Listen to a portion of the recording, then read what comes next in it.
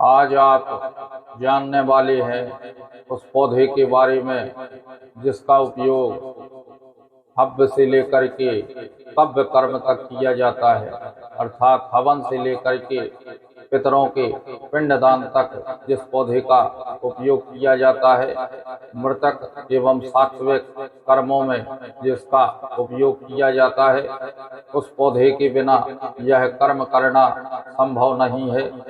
देवताओं के स्नान आदि कर्मों में उस पौधे का प्रयोग किया जाता है।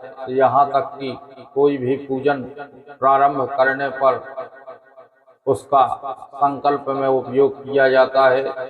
उस पौधे का नाम है कुश, जिसे कुशा कहा जाता है।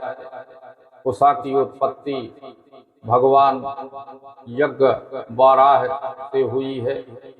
इस वीडियो को अंत तक देखें जिससे आपको पूर्ण लाभ मिल सके और हमारा प्रयास सफल हो सके।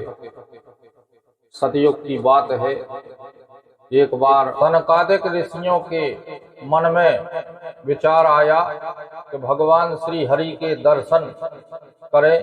यह मन में अभिलाषा लेकर के जाकर वैकुंठ धाम पहुँचे।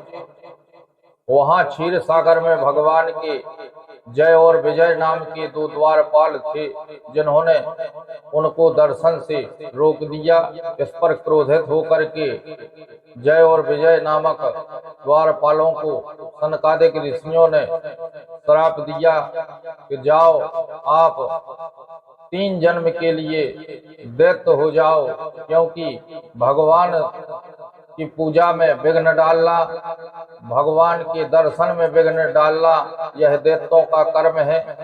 इसलिए जाकर के आप दैत्य हो जाइएगा। तो वह पश्चाताप करने लगे और विलाप करने लगे।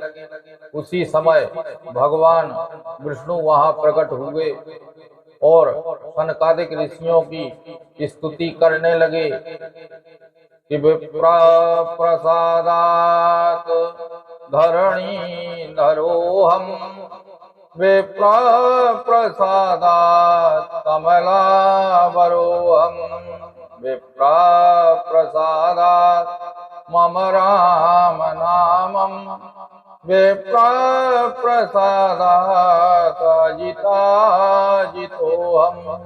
भगवान कहते हैं कि हे प्रभु, आपके ही आशीर्वाद से यह शेषनाग इस धरा को धारण किए हुए है। आप ही के आशीर्वाद से मैं कमलापति होकर के संसार का पालन करता हूँ।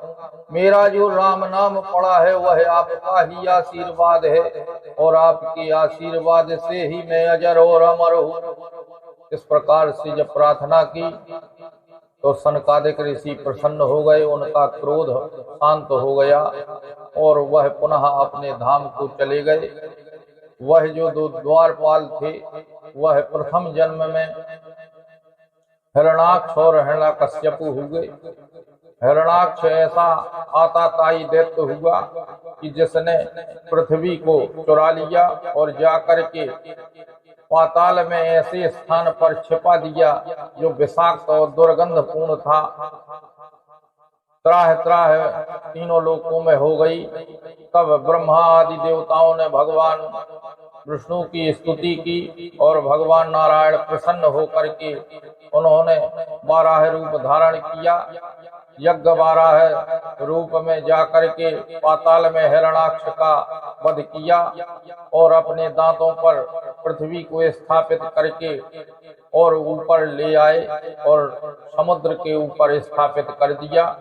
उस समय भगवान ने अपने शरीर को हिलाया और हिलाने से उनके शरीर से जो रोम गिरे पृथ्वी पर, उसी से कुश नामक पौधे की उत्पत्ति हुई। यह कुश नामक जो पौधा है इसका बहुत ही महत्वपूर्ण उपयोग है। पवित्रता के लिए है, गंगा के समान है। यदि उक्त मंत्र पढ़ करके 3 बार मस्तक पर आप जल छोड़ते हैं तो हर प्रकार से पवित्र हो जाते हैं।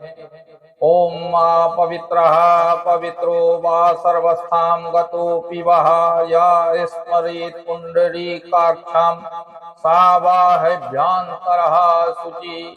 अर्थात यदि आप पवित्र हैं, यदि आप अपवित्र हैं अर्थात अशुद्ध हैं, और यदि पवित्र और अपवित्र आधे आधे हैं अर्थात आप शुद्ध और अशुद्ध दोनों भावों में है, अर्थात स्नान तो किए हैं परंतु जो वस्त्र हैं वह अशुद्ध पहने हुए हैं।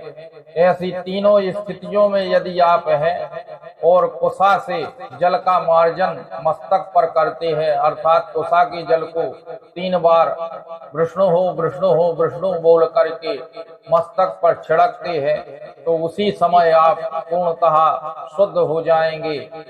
इस प्रकार से कुशा का उपयोग यज्ञादि कर्मों में, बिना कुशा की यज्ञ अधूरा है। कुशा से ही संकल्प किया जाता है।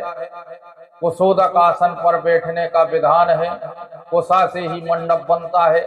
इस प्रकार से जीवन में कुशा का बहुत ही महत्वपूर्ण स्थान है और कुशा के बिना कोई भी संस्कार, कोई भी कर्म नहीं किया जा सकता है।